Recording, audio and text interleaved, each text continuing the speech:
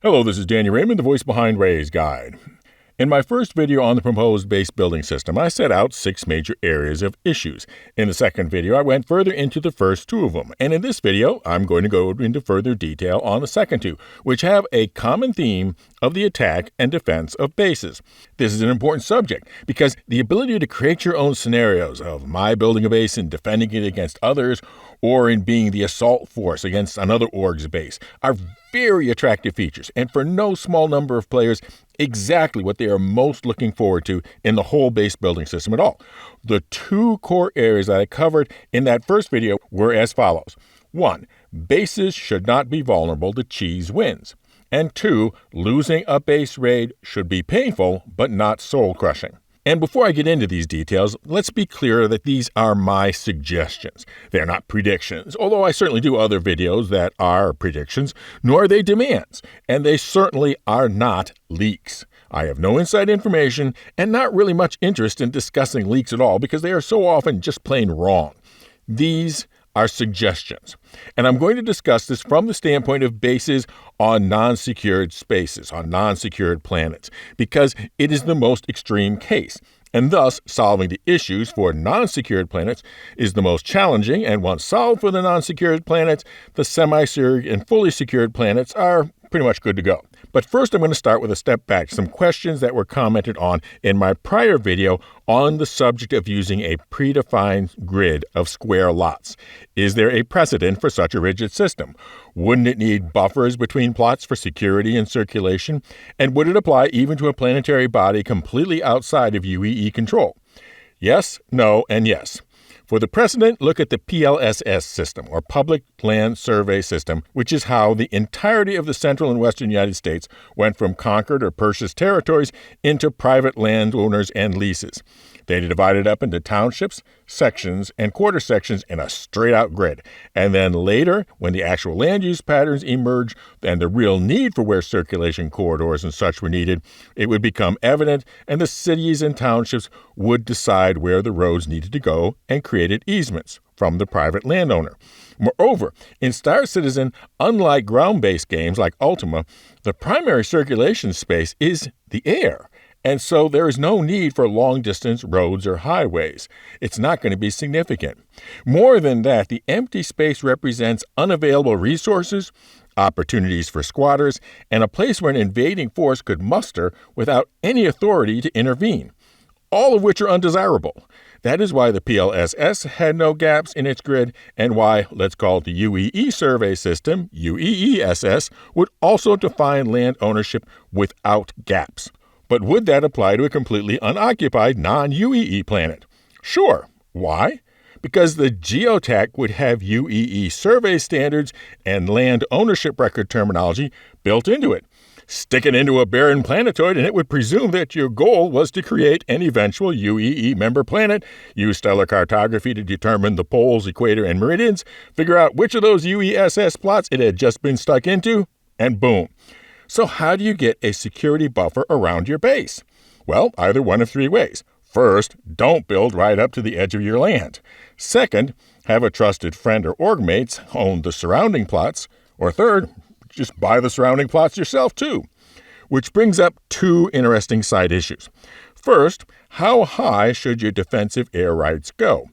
The answer is not quite as high as ships come out of quantum travel, because you generally have no control over where you come out of quantum travel, and it wouldn't be fair to unknowingly come out of QT under immediate hostile fire.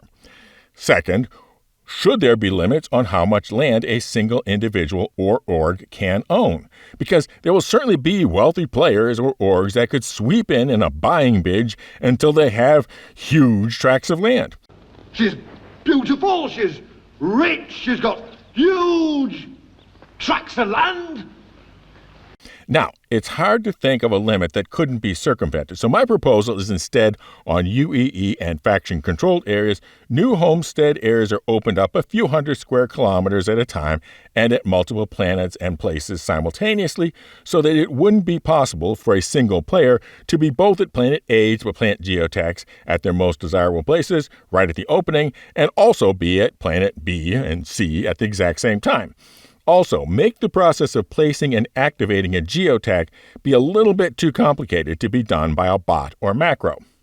So, with that sidebar out of the way, let's look at a base attack and defense and realize that there are two groups of people. First, the base builders and defenders. Let's call them bottoms, because they're on the ground. And then there are the players and orgs who like staging base assaults. Let's call them tops, because they will be arriving and departing from above, from the air. And the thing is, for there to be fun and harmony, there has to be a relatively equal number of bottoms and tops in the game. If the bottoms grow weary of being treated badly, they will leave, and then the tops have nothing to do but play with themselves. So if when the base builders start to complain that the situation is being too rough on them, don't say, serves you right for building in an unsecured place, because the worst case scenario is that they will agree with you, take you seriously and say, you're right, and leave. So what do the bottoms need? Well, they need the ability to build their base in relative peace until it is defensible. Winning by attacking a base that isn't ready to be defended is cheese. They need an ability also to rebuild their base that has been defeated in relative peace for the same reason. They need the ability, in uncontrolled and limited controlled areas, to be able to set up and maintain their own attack on site list, both as individuals and orgs, so that if they are regularly being attacked by an org or individual, they don't have to take a Moab in the face before they can shoot back. To make this work, there needs to be some sort of game over criteria to say, okay, you've won, or okay, you've lost, so assaults don't drag on forever into tedious sieges. And there has to be a way that this happens reasonably organically and in lore so that the victory or defeat feels genuine to the game. And to describe this, I'm going to use the comparison of the base to a chessboard. There has to be a king piece. Take the king and game over. There has to be a queen piece. Take the queen and the dynamic has swung decisively so that you should be able to achieve victory quickly. There should be major pieces, the knights and bishops and rooks, that are important goals. And then there's also the pawns that initially form the defensive wall that you need to create gaps in order to make the opportunities you need to get at the major pieces. So, from that, what's the king piece? Well, in my opinion, the king piece is the hangars and their associated automated warehouse and freight elevator. Without them, you can't keep respawning vehicles and ship and keep bringing weapons from storage. And what's the queen piece? The respawn-capable medical bay, because without it, you can't keep returning to the battle yourself, only at your secondary respawn port at some station far away. Now, some will say I have the roles of the king and queen pieces reversed, and you may be right. I went back and forth on it while I was writing this. The role of the pawns is pretty clear, though. They are the automated defense turrets, and there must be at least 3 types. There must be turrets that are capable of taking out bombs and torpedoes with nearly 100% certainty. These must be available so there can't be an instant cheese win with an A2. Then there needs to be anti-aircraft turrets, and that are highly effective so that the combat craft can't take out the anti-bomb turrets too easily. And finally, ground defense turrets, to make life challenging if you are going to try bringing in tanks and such. So that effective base assault will need to be a combined arms exercise. Light ground troops to stealthily make a gap in the ground defense turrets, then armored assault units to take out the air defense turrets, and then air assault to take out the point defense turrets, and then, if you wish, an optional coup de grace by a bomber. Now, are these separate models of turrets, or multiple configuration settings on one model of turret? The one makes it easier to read the defenses of a base with a reconnaissance run and planned, and the second makes it easier for defenders to adjust tactics between assault and require the assaulting forces to be ready to change tactics on the fly, as during the assault they learn which way each turret is configured. Either is okay method, but it's worth considering which one you want. So, how do you limit the losses from having your base be successfully raided, and how do you give protected periods so the players can prepare their base and recover their base? Well, my suggestion for how this would work, and again, suggestion, is as follows. The first is that the geotag itself and the land claim cannot be destroyed. In other words, your assault force can defeat them and wreck everything, but the land claim itself does not become yours as a result. They can sell it to you, but that's all. The second is that the king building, the hangar and automated warehouse, and the queen building, the regen-capable medical facility, cannot be built by the player. They can only be bought by the player from the associated company, for example, AeroView, because of secret proprietary technology. And these companies like AeroView will, in order not to be accused of trespassing, only build on locations with a valid land claim, and for the person who has the valid land claim. This explains a couple things.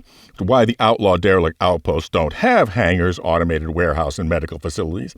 And second, that if you want to squat on a piece of unclaimed land and build your own derelict outpost, you could use your Pioneer and Galaxy to build turrets, habs, etc., but you can't make it a fully functional base because you can't contract to have a hangar, warehouse, or medical facility built there.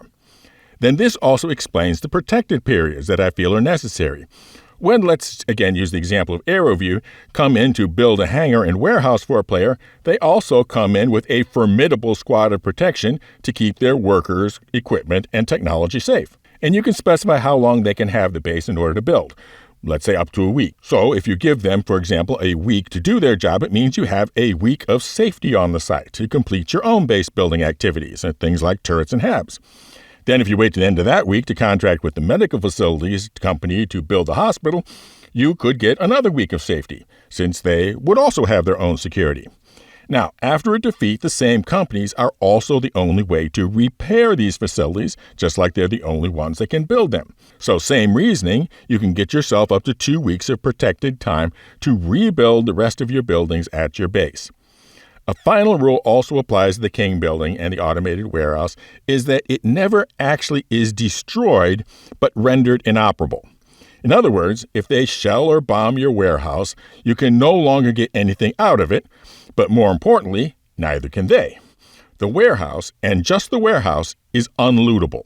So if you've put a bunch of rare and expensive items, freight, and subscriber gear in there, you can't get at it until the warehouse is repaired, but it is not lost, which is the balance I'm trying to set as a goal. Losing a base defense should sting, but not be soul-crushing. Because nobody says, "Good game, let's do it again next week," after a soul-crushing event. So finally, an update on our Grow the Channel giveaways. We continue to make progress towards awarding some lucky player the Zippy Zazzy Zativ Zerka, the Zeus 2 cargo, as well as towards the marvelous multi-user, multi-role mining meta, the Arasta. 1 entry per video, just be a member for the automatic entry on each video, or comment with the secret word. And the secret word in this video is what follows the phrase, "She has huge." Fly safe, keep it real, and I'll see you in the verse. This is Daniel Raymond for Ray's Guide.